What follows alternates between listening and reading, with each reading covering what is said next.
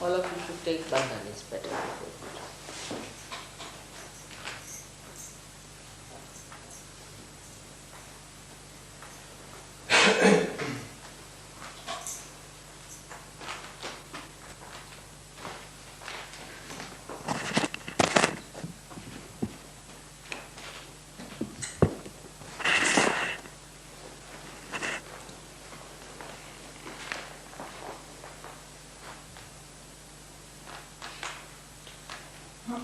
Today is the first day we are having this puja in this country of Austria.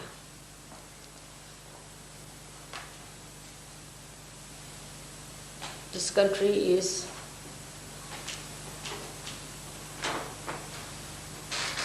a historical country with different upheavals it has gone through.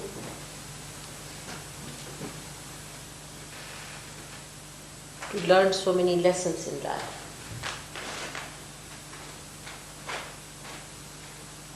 But human beings are such that they do not relate the calamities with their mistakes. That's how they go on repeating the same mistakes again and again.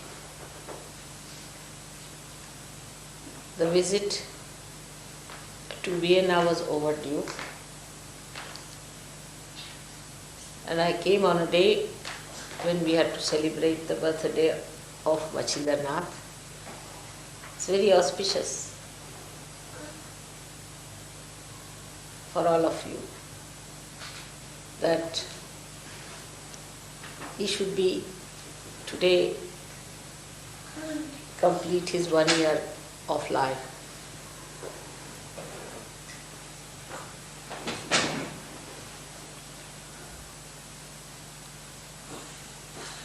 I bless him with all the flowers, the choicest flowers of beauty and bliss on him and his family, all his relations and his family.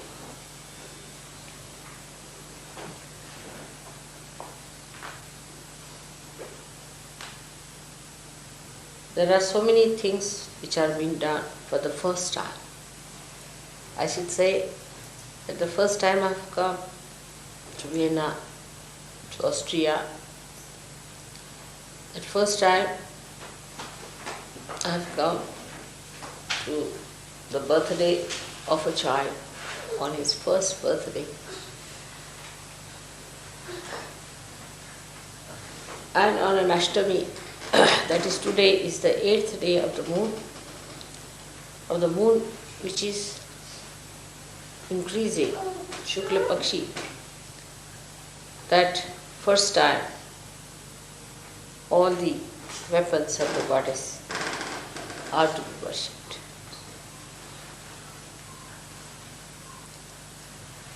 This was a great idea because these weapons who work all the time,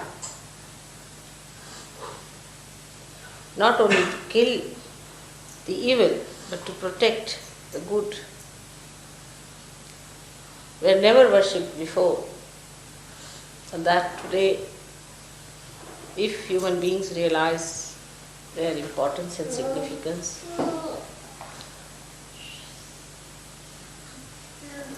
then lots of problems of atomic bombs and all these things that are being created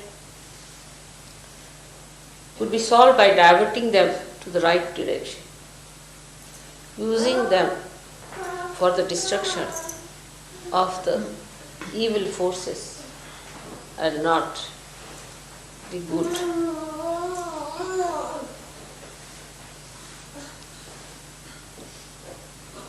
Also for protecting human life, nourishing human life.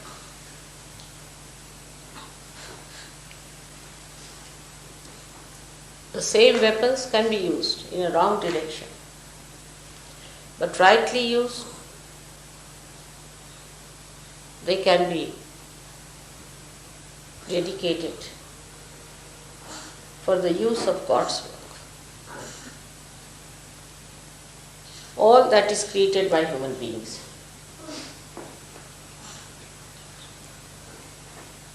Which looks apparently a instrument of destruction. But if human beings use their wisdom, they will find out that all these inventions that have come to them from the prompting of the unconscious are for the work of God. All scientific research, everything that has been done, all these instruments that you have produced are for the use of God. In a way, we can say that human beings have worked to create methods as instruments, as social, economic, political institutions.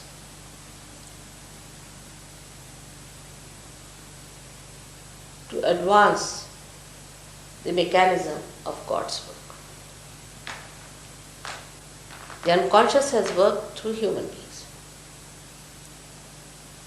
All these institutions, if they are put to the right side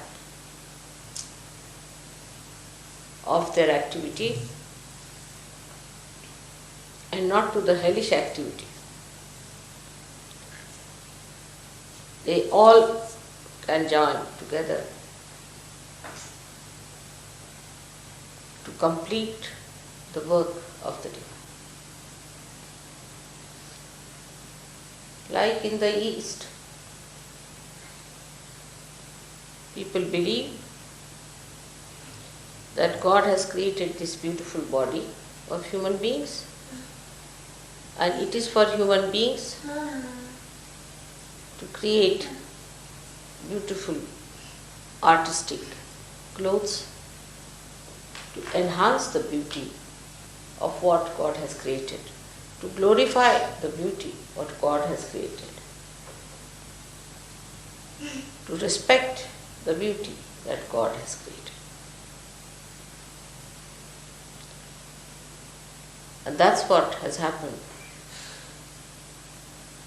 in many spheres of life, of human activities, and should have happened in all of them if they had used their wisdom.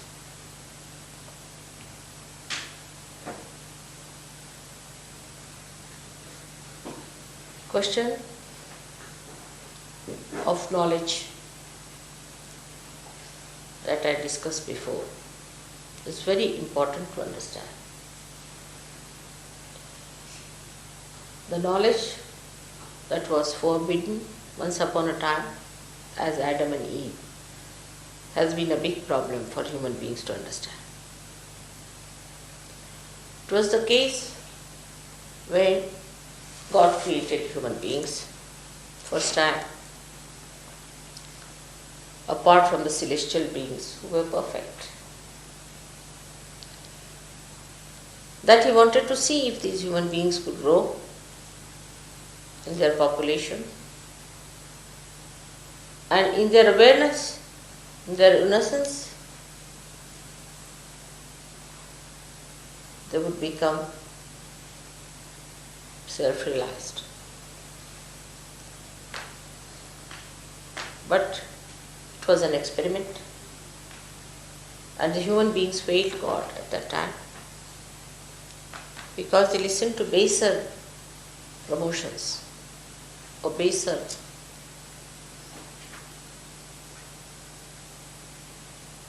prompting.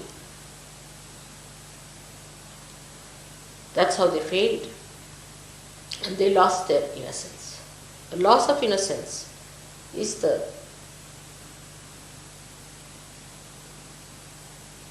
sin which was first committed. And that sin took a different turn for human beings.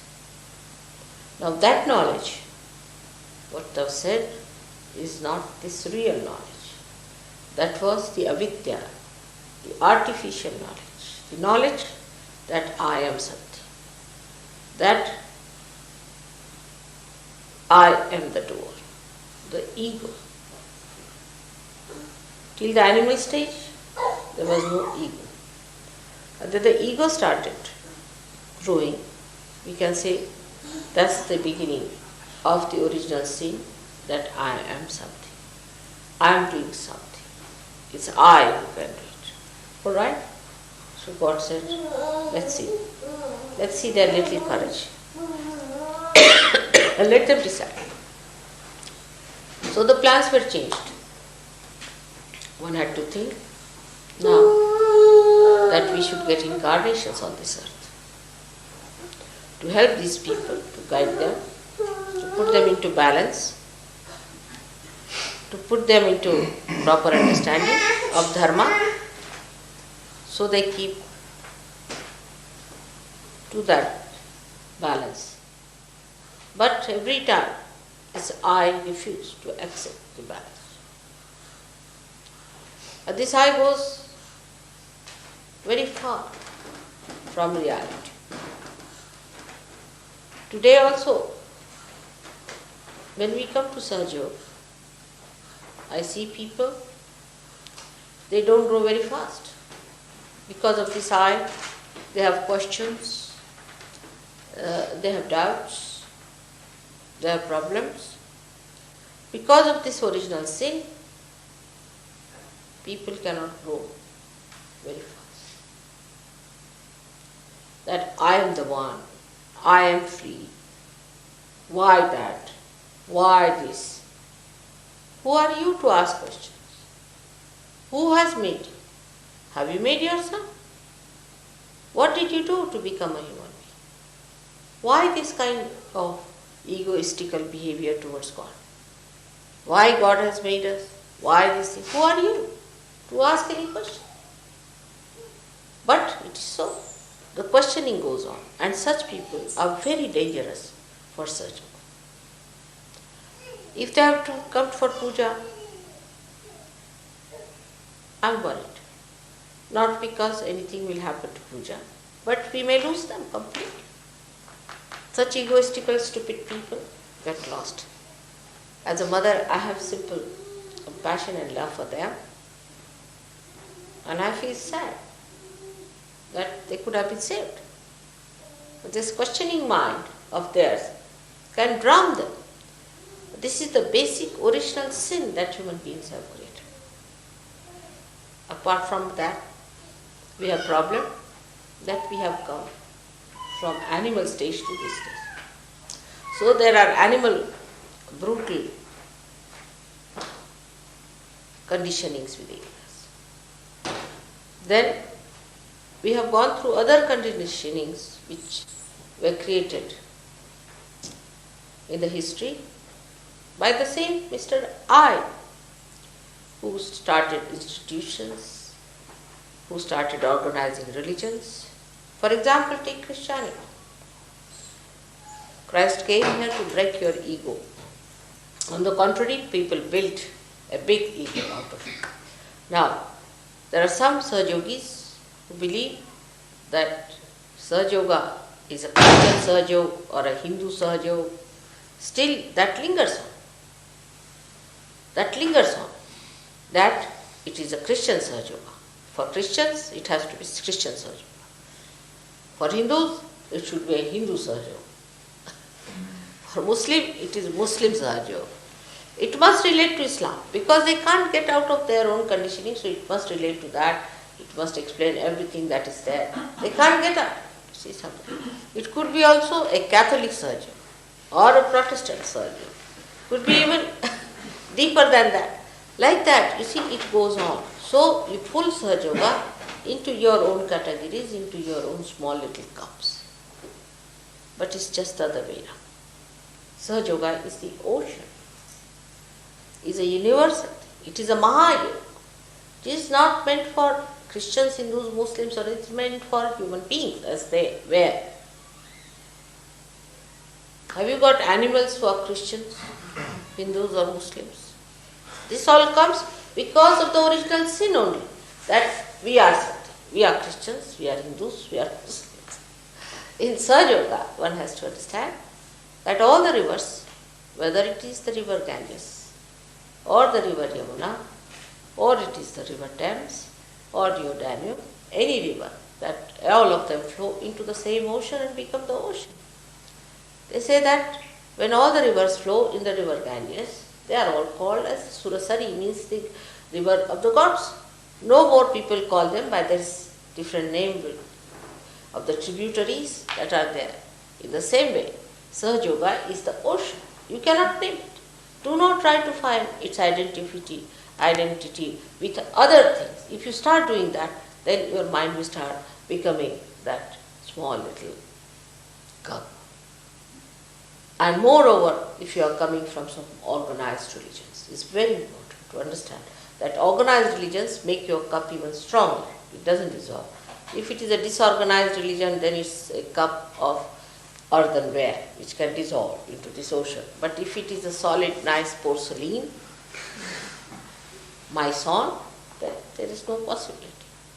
Then you are adhering to all that conditioning, all that solidness, and then it's very difficult. All the time you have to bring in Christ, or you have to bring in Muhammad, or you have to bring in Zoroaster, or someone like that, who should be there to guide you. Now your guidance is your spirit, which is unlimited. So you don't have to bring any one of them. They are all within you. They are part and parcel. But to stick on to one person is again a sign that you are not expanding. You know that you are all. You have got Sri Krishna within you, who is awakened. You have got Christ within you. You have got Ganesha within you. You have got Brahmadeva within you. And you have got Muhammad within you. And you have got all of them. Moses, everyone within you. So how can you be identified with one person? The reason is you are still conditioned. And you want to drag it into your own condition. So try and bring it at a position where there is no condition. We can see our conditioning works so much with our style, because as human beings, we have a habit of forming a closed sector. Whether it is ourselves, first we close ourselves as I am X, Y, Z. Then we can club together as, say, we are, say, people who use fork and knives. There could be people who just use the fork and knives this way, can be clubbed together. The others who use this way can be another way. See, it goes on like that. All kinds of stupidity that human beings have to club together. All right, use the way you like, makes no difference. You eat the same food, it digests the same way, it works the same way.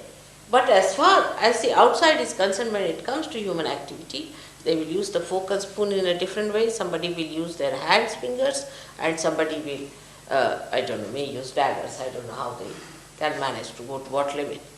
So this is what it is. In doing something, in doing any activity, then only human beings make it a closed circuit. That this is how we do it, this is how they do it, how it is the method of another party or people. This groupism is the worst of all and is against the laws of nature. You can be an individual as far as your appearance is concerned, as far as your hair color is concerned or your eye color is concerned. That's God has created you that way. But all other things that you have created are dead. All other clubbing methods you have created are absolutely of no value. They are just mythical. There's nothing truth in it, nothing that should be worthy considering. It's just a myth.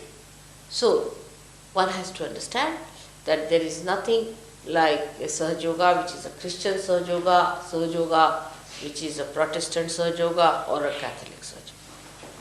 I find this at a very subtle point, where people talk of collectivity, that they don't understand that we are not collective because we have so many tags, you see, attached to us, like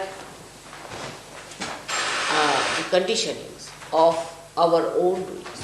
It could be in Switzerland, it could be in Austria, it could be in Rome, or it could be in India, anywhere. These conditionings we have to get rid. We should know we are human beings created by God, and whatever is within us that is real, created by Him, is the only thing that we have to be. And all the rest of conditioning we should try to be. Everything is complementary. From this place you have to learn something, from that place you have to learn something. Every place has something to learn and to understand. And there is nothing that can be retained by some people as something higher or lower. But of course, where this ego has developed more, this original sin has developed more, there is a possibility that such human beings must have created more conditioning. Naturally, the conditioning is much more. Or where they have been not at all moving about religion, about God, and have been sticking on, like we can say in Africa and all these places, could be that the conditioning could have been by the other forces called as Adi Bhautik, means the ones which are created out of what God has created. Like if they see the moon, they are afraid of the moon. If they see the trees, they are afraid of the trees. Sort of a mythical ideas about the nature itself. See, so there are two styles, as you always know. One is where they create a mythical ideas about the nature, the mythical side of nature. That is Adi Bhautik. And Adi Daivik are the mythical ideas about what you can produce. You are God. You are the Devas. And you want to create this. I am this, I am that. So there are two types of conditionings which work on. And in modern times it is such a confused thing that both these are sides. I don't know where they act. For example, the other day I was coming near the cemetery in Vienna, and I was amazed that it was a cemetery, but it was catching on right Swadhisthana. So I said, all the booths must be active now, because I can't understand how can the cemetery have a right Swadhisthana. This is how it can be explained, that all the booths are now active, or maybe they are again born. See, they must have been dead hundreds of times, they must have created graves after graves, and only there are empty graves, and they are active now. Or maybe that the booths themselves are active, they are no more there, they have all disappeared from there, it could be that. So we have to judge now on vibrations and not on our understanding of what we think or what we understand through this brain. By asking questions and by talking too much about it, you cannot understand Sahaja.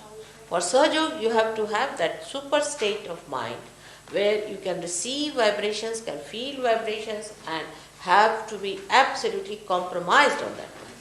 If there is still the tag of that ego so much that you still question Sahaja Yoga and think no end of yourself, it's better that such a person should not attend the pujas. Not attend the pujas. It's kind to himself. It is being nice to himself that such a person who has doubts should not attend the puja.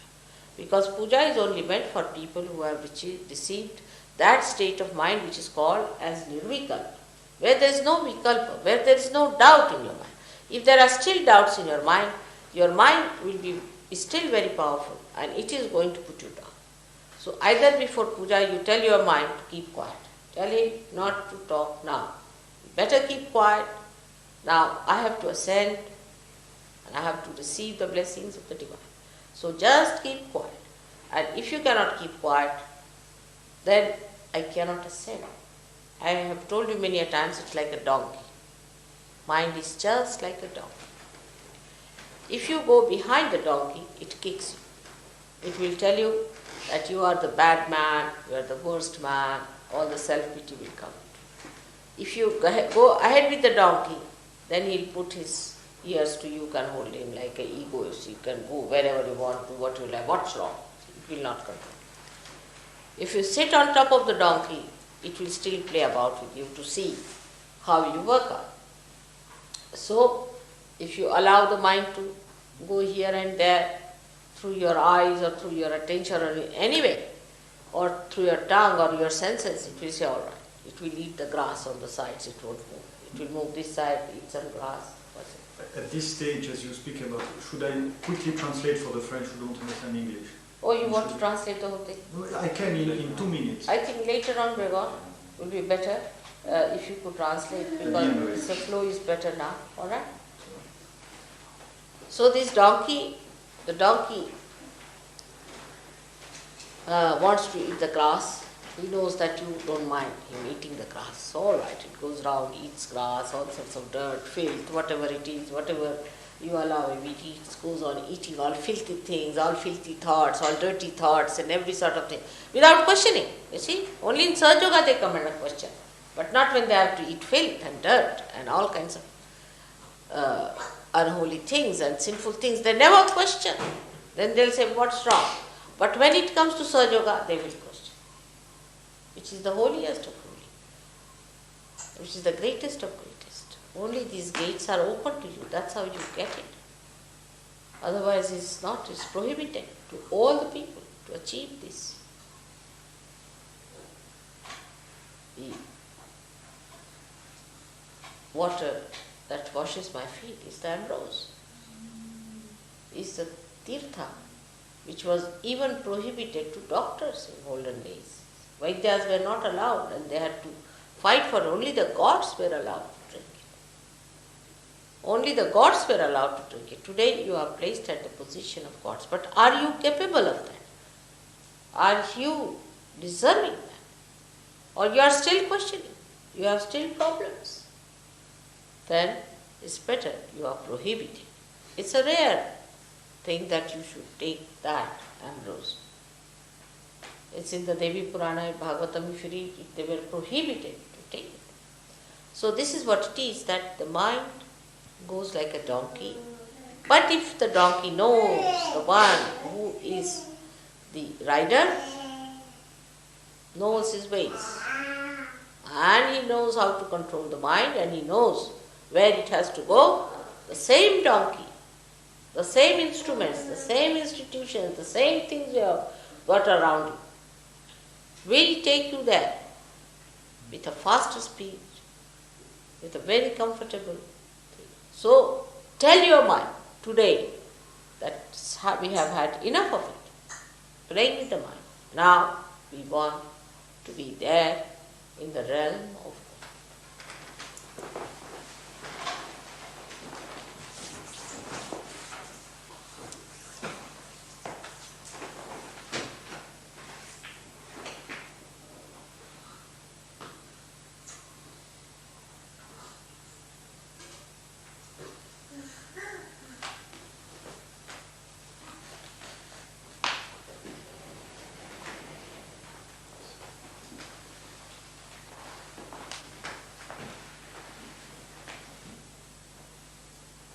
Tell your mind fully. Tell your mind is important.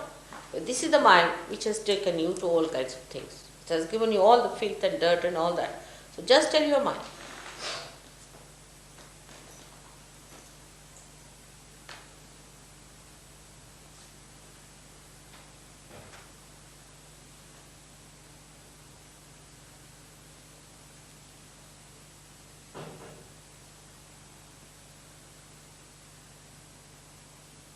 May God bless you. So, for today's theme, we should say that we have to achieve our innocence within ourselves and feel the innocence of the Virat. The question of Ganesha Virata, we can say Virat Ganesha, where in the Virat, the innocence we have to feel. So that we become innocent, our sins are washed off, that we are cleansed by that innocence, so that this I-ness is lost from you, this original sin is washed away from us, and we become that beautiful being who is the proud child of God and who is the prize of this creation.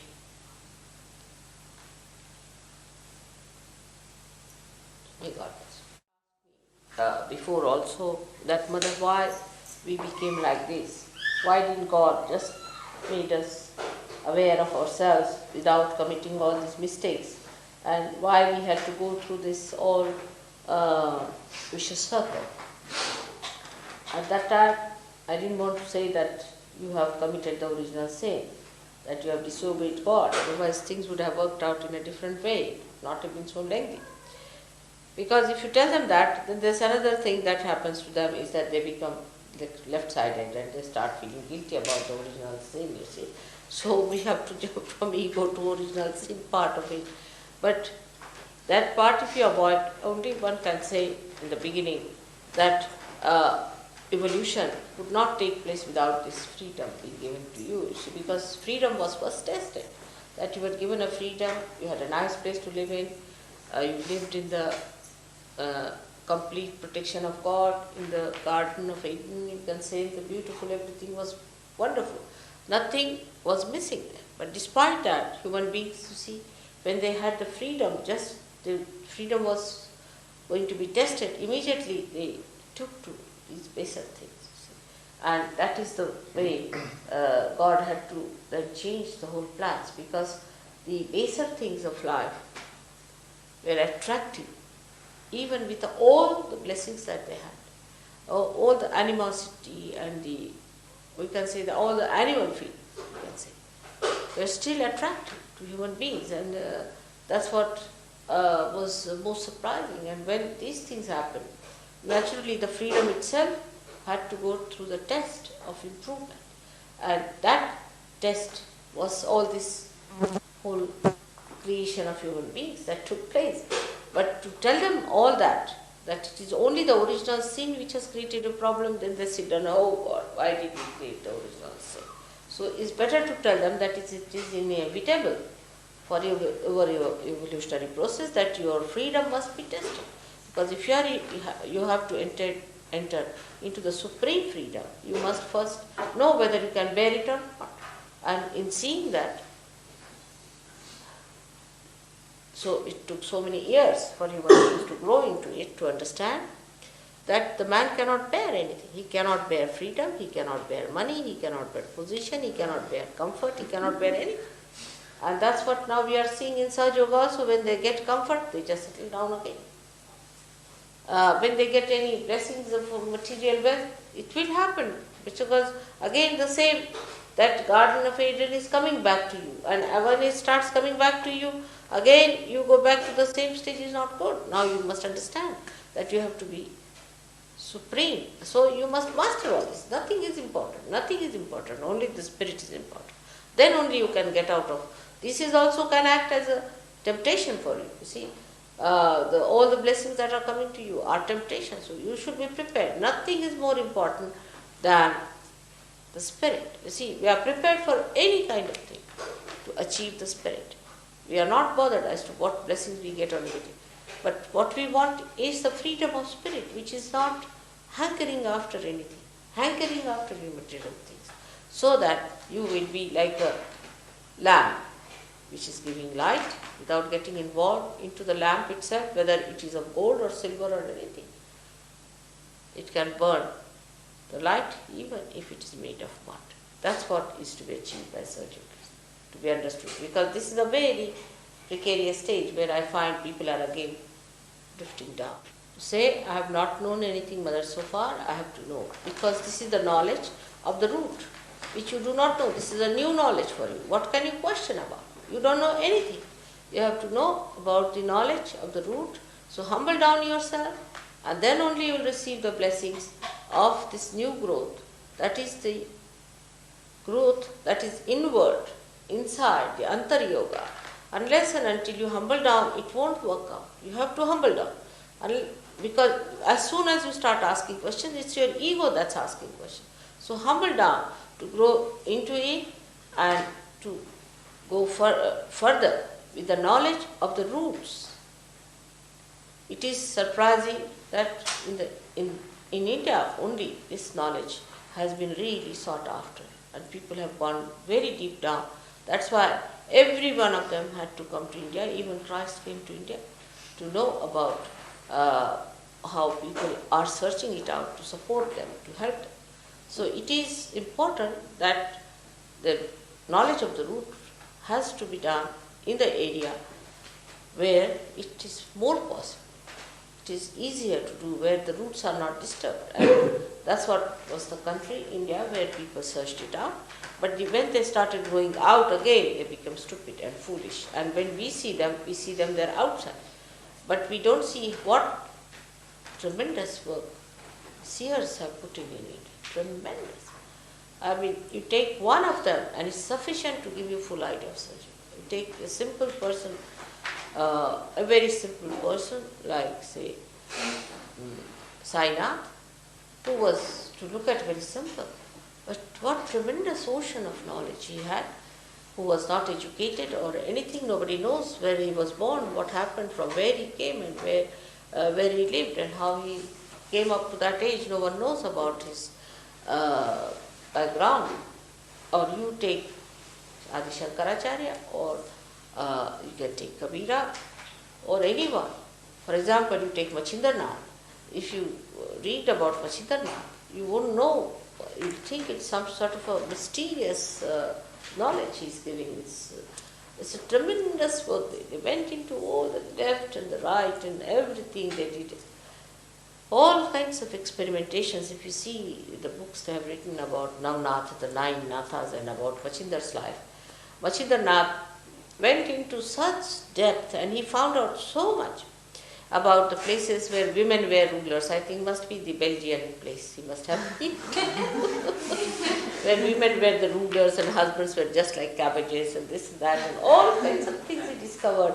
And then what happened and how he tried to cure that. It's the movement in another direction, you see, in the root direction, that how these roots have gone and given rise to such horrible trees here and there, and that's how he worked out. And it's such a symbolic thing that to understand their work, you have to be really very deep and very penetrating, for which human mind so far is not able to see the amount of work they have done. It's not possible to see.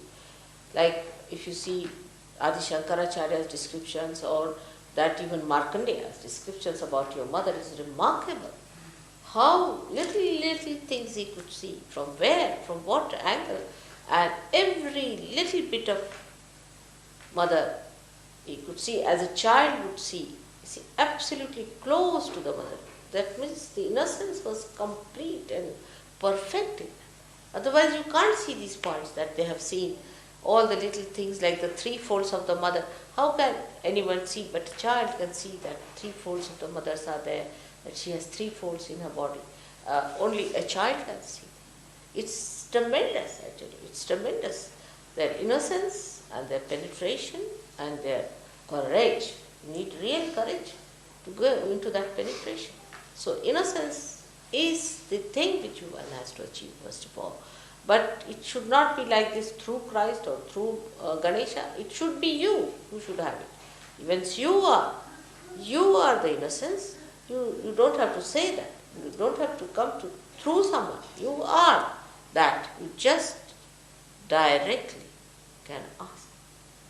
That business is meant for people who are not realized, meant for people who are stupid, meant for people who cannot directly attain. You all can directly attain it. That is your blessing. That's the greatest thing, that you can directly achieve all that. But you have to get to that position of innocence by which you become so subtle, so sukshma, because innocence is the subtlest thing, that you enter into all the areas to know the knowledge of the roots, knowledge of the tree of life. And it's not meant for the stupid, egoistical, nonsensical people. They become Rakshasas, actually they are Rakshasas. So we are not going to go their way. We have to go the other way around. So we have to humble down within ourselves and try to awaken your innocence. Once that is the holy innocence, that pavitra innocence within you. In Sanskrit language, there is no word for innocence. Because for them, whatever is holy, auspicious, everything is innocence. There is no word separate for innocence. Because they can't think that there can be innocence existing in the air like that. It has to be inside something. You see, it is always sort of a cup can only contain the water like that. So they cannot think, we cannot think of water hanging in the air like that, you see. It has to have some cup. So they will say auspicious time, auspicious person, or auspicious things, auspicious night, auspicious day. Everything is contained, container, like a container. The container that can have innocence, you see. So the auspiciousness, again, is auspicious, it's an adjective.